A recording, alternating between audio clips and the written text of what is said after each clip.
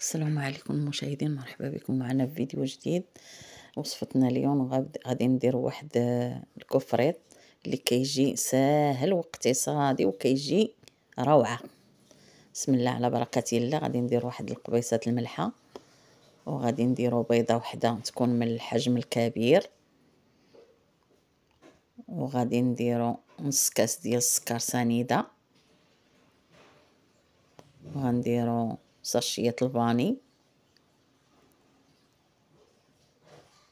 وغنديرو كاس لاروب ديال الزيت،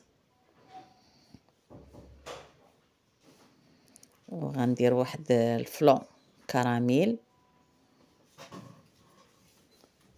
واحد الفلو كراميل اللي بلا سكر. هي ما كتبغيش تحل دغيا كاع كتلصق هاد الويله.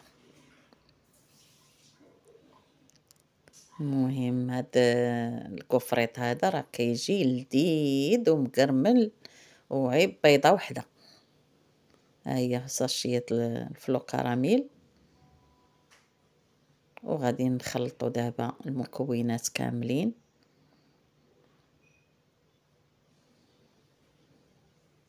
بحال هاد الشكل هذا. كنخلطوا حتى تذوب لينا ديك السنيده.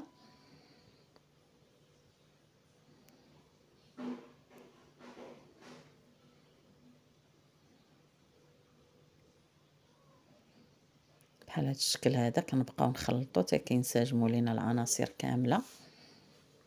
وغادي نديروا واحد الخماره حمراء نوع 8 غرام،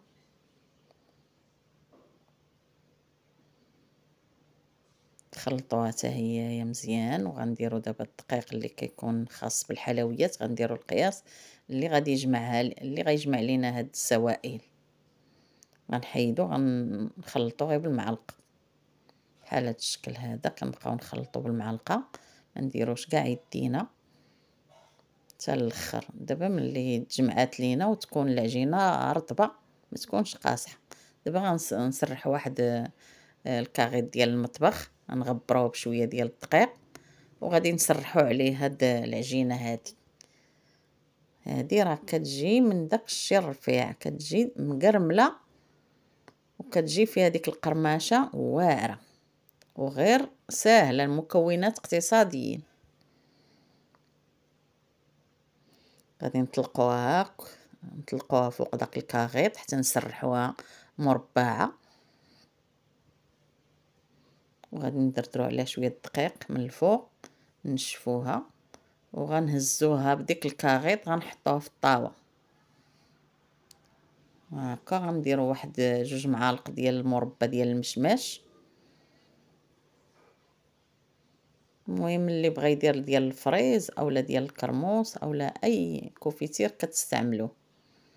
المهم وغنقطعوها هكايا مربعات صغار، انا اختاريت غنقطعها مربعات صغار بحال هكا.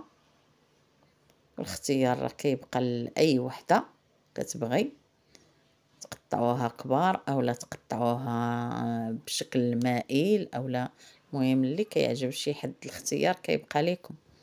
وغادي نديرو عليها دابا اللوز ايفيلي من الفوق، غنسرحوها بحال هكا، نغبروها كامله، نرشوها باللوز ايفيلي. والفران راه دايرينو كيسخن، خصو يكون سخون مزيان. وملي نطرحوها كنقصوا عليها، نشعلوه من الفوق ومن التحت. وملي نطرحوها كنقصوا الفوقاني ونقصوا التحتاني ونخليوها طيب على المهل بحال هكا. كنرشوها كامله باللوز ايفيلي وغندخلوها للفران دابا ملي كيكون سخون ونقصوه. ودابا ملي طابت ها هي كيفاش جات محمره من الفوق ومن التحت. دابا غادي نحيد واحد الطريف باش تشوفوها كيفاش جات. ها هي جات مقرمله من الفوق ومن التحت، جات روعه وجات بحال الشكل ديال الغريبه، المذاق ديالها جا بحال شكل غريبه. دابا هي قادينا دوك المربعات استفناهم في الطبسيل بحال هذا الشكل هذا. وشكرا، نتلاقاو في فيديو اخر ان شاء الله.